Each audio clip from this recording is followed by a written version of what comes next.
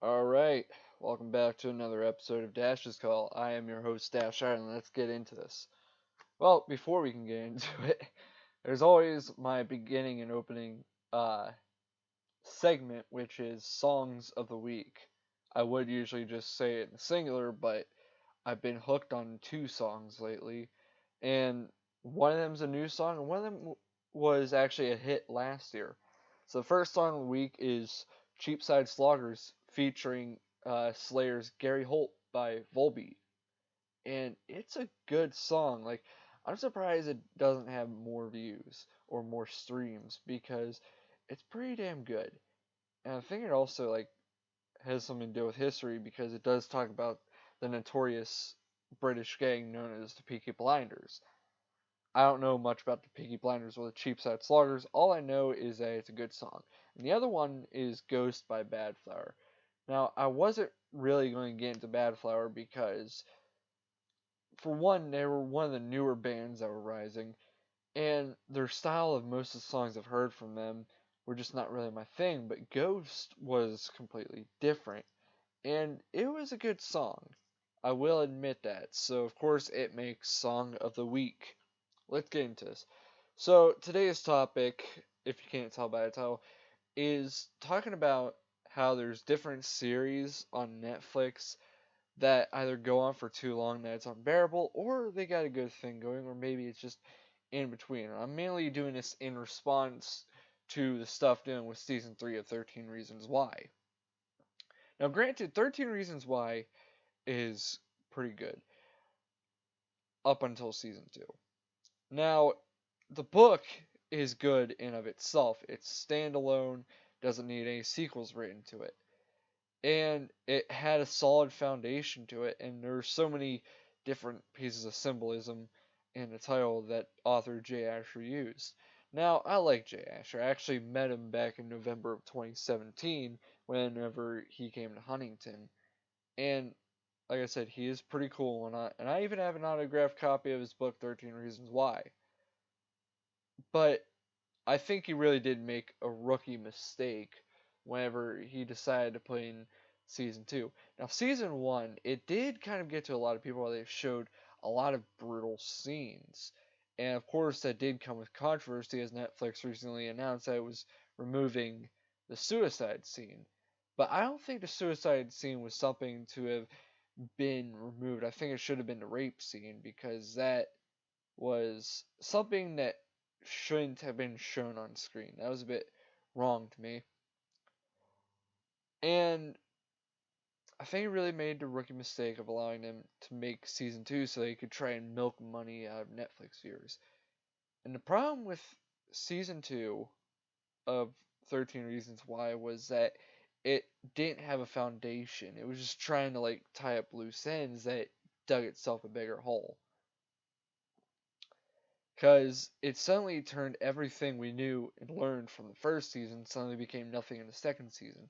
Like the whole deal with Zach Dempsey, how he was basically having a friends with benefits deal with Hannah. I just didn't really. It just suddenly lost all the logic as to why the character of Hannah Baker would make a tape about him if there was that thing between the two. It made no sense. And the reason why I say it's a rookie mistake is because 13 Reasons Why was really Jay Asher's slingshot into fame, and it's his most popular work. And it was his first work to really get any sort of media adaptation on screen. And of course, with that, it's a rookie ordeal to make that one decision where you extend its lifespan for longer than it should be. And usually, a lot of more experienced people who understand the industry and storytelling a lot better know that that's something you don't really want to do because that can polarize people. And obviously, 13 Reasons Why Season 2 has polarized a lot of people. And a lot of people just watch it either because they love the drama or they just want to see how this series went from such a good storytelling perspective into a blazing fiery disaster.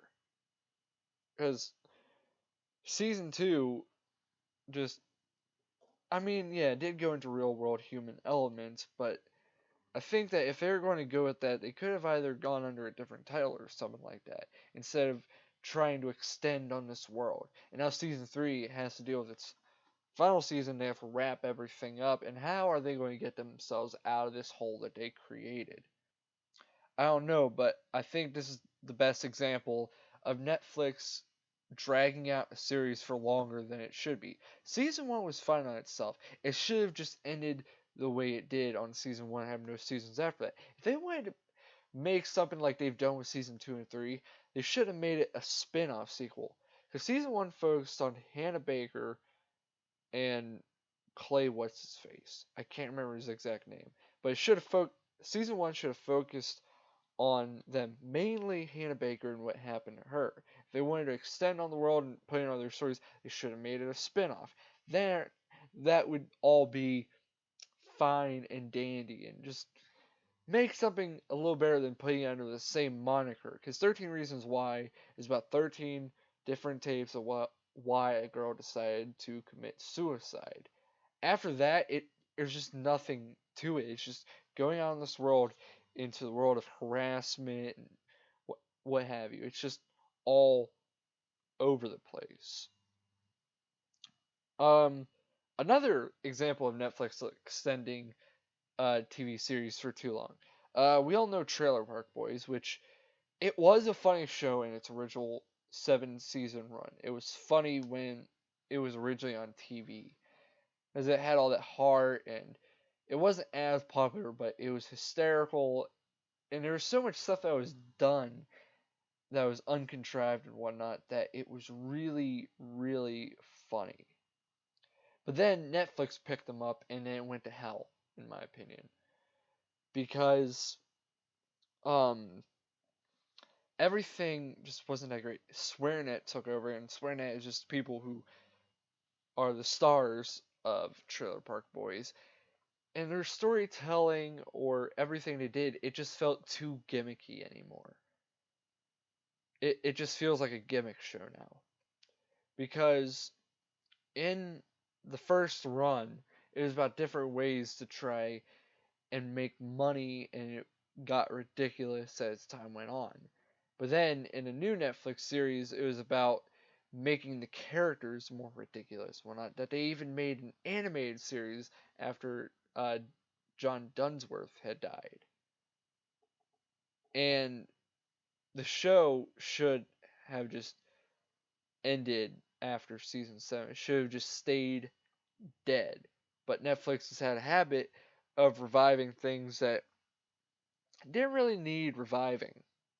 This is the world we live in, where we just have to reboot everything because no one can make anything original anymore. I mean, look at the new reboots shown to Invader Zim and Rocko's Modern Life. Not necessarily something they need to reboot, but because people keep living in nostalgia because they can't make anything original that will live on in history. That's why superhero movies are big nowadays, because nothing is original. We have to live off of nostalgia and reboots. And, well, nothing original that is good stays in by societal standards, because we're basically witnessing the death of the comedy blockbusters. Because while comedy movies that are big are pretty funny, it's just that they don't get much reception because of superhero movies and such.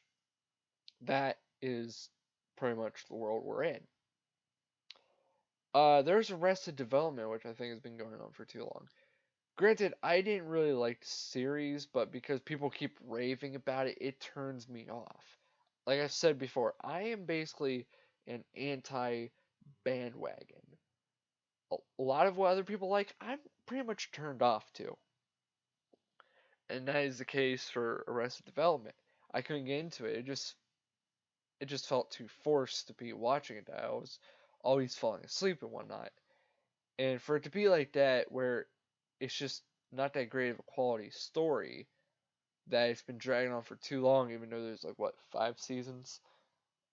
So another thing coming back from the dead that should have been a standalone but got dragged out further, and that was whenever they decided to put in the Dark Crystal Age of Resistance, which Dark Crystal is a classic. They should not have messed with that. That's a Jim Henson classic that stands the test of time and was so revolutionary in puppetry and whatnot. But then they decided they wanted to bring something back from the dead because we can't help but to live in nostalgia. And that is a problem with Netflix. I'm going to watch Dark Crystal Age of Resistance because I want to see how it plays out. But I get the feeling that possibly the storytelling is going to either directly affect the original Dark story, while Age of Resistance is a prequel. But I get the feeling that it's going to screw up things just like season 2 of 13 Reasons Why messed up the original baseline story of 13 Reasons Why. I don't know why I just said the name of that show twice, but now I'm regretting the redundancy. Moving on. And I can't help but get the feeling that they're going to try and make this somewhat overtly political. That's just me. And I shouldn't be talking about politics because of my contract with John. Moving on. Those are the big stuff I want to talk about in the ugly side of letting a series go on for so long. There are other series that go on for long, and they're pretty good in of themselves. Recently, Glow Season 3 was released, which I like Glow because, well, one, I like wrestling, and I want to see a show that piques my interest. So I watched Glow, and it's pretty good. I mean, a lot of people watch it either because it's 1980s or because they liked the original Glow from history, the Gorgeous Ladies of Wrestling, who were a big factor in uh, normalizing the idea of women wrestling and whatnot, and more taking it seriously instead of just seeing women as an object. But my problem with season 3 was that it really did too much pandering. And that's all I can say about that. But otherwise, I think they can go for quite a while if they can keep the storytelling fresh. I mean, a lot of characters are up in the air. Some of them might not return, or some of them probably will. And it's going off a historical perspective. After all, season 3 opened up with talking about the Challenger tragedy. And if they're playing off of historical events and actual stuff happened with Glow and whatnot, that's pretty good. But I'm also starting to notice a trend where they're just getting bigger and bigger and bigger by each season, and I don't feel that's organic enough. That's about as organic as Jinder Mahal winning the WWE Championship. And that is a bit of a problem that they should probably work on with the pacing of their story. Another show that is good is Big Mouth. I don't think Big Mouth can ever end if they can keep giving material. I mean, hell, they have a large expanse of material that will never die out. It's like almost infinite. Because I love Big Mouth. I was told about the show from a friend of mine, and I was like, holy shit, this is hilarious. And not only is it hilarious, but it's totally relatable to our own experiences growing up.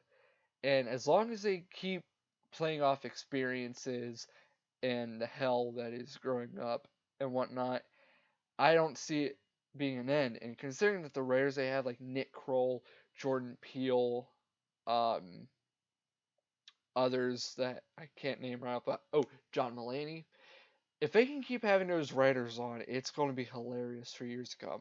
I don't see it ending until probably like a season 20. Probably be the longest running Netflix animated show in history. I mean, that could happen. I don't want to see Big Mouth end. They're about to premiere season 3 later this year, and I cannot wait for it. And because they also did release a special one, it just shows that they are not going to run out of gas for a long time. Another show that could really run a lot that I think Netflix can really expand on and allow to run for a long time, and that's the series Atypical. Atypical is a series I like because I heavily relate to it, as I am on the autism spectrum, as I think I've said before on this podcast. And not only does it kind of play off of adults with autism, it's also play off that experience and the drama surrounding with it. And I like it. Season 2 was better than Season 1, I do have to admit. I just can't wait to see what they do with Season 3. I really think that if they can continue to do plots that are based on real life experiences and problems dealing surrounding the autism spectrum, I don't think that they'll run out of gas. I mean, I think they might whenever the character that they've been working with for the past 3 years, whenever they have to wrap up that arc, but I don't think it has to stop with Sam Gardner. I think that they can do another character and they can keep doing the series with different characters because due to the spectral nature of autism, they can definitely do a show with many different characters represented for different seasons for different amounts of seasons. Different experience. After all, they do say different strokes for different folks. Like, I don't know how many different seasons they're going to do focusing on the character arc of Sam Gardner. But I do feel in the future that they can do different character arcs with different characters because, after all, spectral nature causing different experiences, different dramas, and whatnot. That's something I think they could definitely do. I think they should do it. It would really open up the eyes of creativity. And not only that, it would bring in a lot for Netflix. Hell, I think Atypical could be Netflix's Degrassi. Now, granted, I've never watched Degrassi. I would probably hate it. But that was a show that went on for so long. I don't even know if it's still alive, but it had so many different generations to it. I mean, I would probably think the series is trash, but you would have to watch it yourself. I'm not going to watch it because I saw it too heavily advertised and I thought it was way too cliche. So there's that. Um, yeah, talking about Teen Nick stuff, they need to bring Drake and Josh Ned and Ned's Classified to Netflix because I do not want to have to buy that show off of Prime. But now that we've gotten the good and the ugly out of the way, here's the one that's really in between. Now, this is one of Netflix's biggest shows. It's one of the most popular. It's really what kind of brought so many people to Netflix. And that show was Stranger Things. And the reason why I say it's in between is because every season they put in, it seems to make it better. It makes it more interesting. But the reason why it's in between is because there's also the fatigue that is to it. Because this is a show focusing on teens. It started out with tweens who have events that are going on in their fictional town, and they encounter a psychokinetic girl who was kind of experimented on in a government, well, top secret government research facility. And in season 2 expands on that, and they start getting older. And the reason why there's fatigue is because every year, not only do they have to expand on this world, which costs a lot of creativity, but they also have to um, in, go with how fast the child actors are growing up. And that also affects a lot of the creativity. They would like to make a show where each season just goes in linear and just goes on one after the other, but they have to do year after year, which fatigues them. Not only the writers, but it can fatigue the actors as they have to go along with this stuff. And soon they're going to want to leave because they don't want to be typecast for their roles in Stranger Things. I understand that. I mean, if any two people are the actually there's multiple breakout stars in Stranger Things. Gaten Matarazzo, um, he doesn't have as much fame as the others, but he did garner a lot for his popularity. Even appeared on I can't remember, but deals with lip syncing. He's even appeared with bands like Paramore. But the big players are David Arbor, Millie Bobby Brown, and Finn Wolfhard. Finn Wolfhard appeared in it, and I really liked his role. He managed to make Richie Tozier. Because after all, Seth Green as Richie Tozier in 1990 was just not Richie Tozier at all. don't get the reference, watch both movies. Hell, read the book if you want to. I've never read the book, and I'm not going to because I can't stand Stephen King's writing. Moving on. David Arbor, he got cast as Hellboy. Now, that movie was alright. I think the script could have used some work. But David Arbor, good actor. He could definitely play roles like that. Millie Bobby Brown appearing in Godzilla King of the Monsters and will be appearing in Godzilla vs. Kong. And of course, we have Winona Ryder's grateful return in um, the in Stranger Things after all that controversy about her being a kleptomaniac.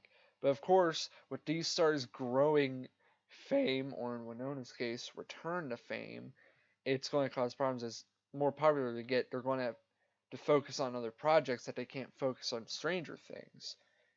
Um, they did say that season 4 will likely be the last because of these situations and how much story that they can do.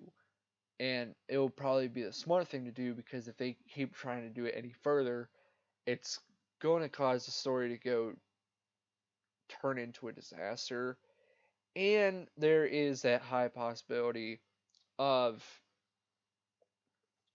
basically no actors wanting to do it, and then they have to replace the cast with new cast members like that 70s show had to do, and that just doesn't sit well. Which, I think there's another point I had. Oh, another series, come to think of it, because I just started thinking of Sean Astin in season 2 of Stranger Things. Another show that um is another in between, which was the new show, a new sitcom called No Good Nick, which I've watched both parts of it. Which season 1, well, part 1, I thought, okay, there's only so much they can run off of that. It can only run for a short span, and then season 2 kind of expanded on it, which was kind of cool, but it still poses the problem that while it does have good quality and has some good story and whatnot, it poses the problem, how long can they do this before it becomes insufferable that fans don't like it? So this is really some stuff that Netflix really needs help on, because Netflix is hemorrhaging money, as there have been seen reports of as they're losing millions of dollars. Not only is it because of the competition posed by Hulu, Amazon Prime, but also because of the Disney Plus service that's about ready to boot up.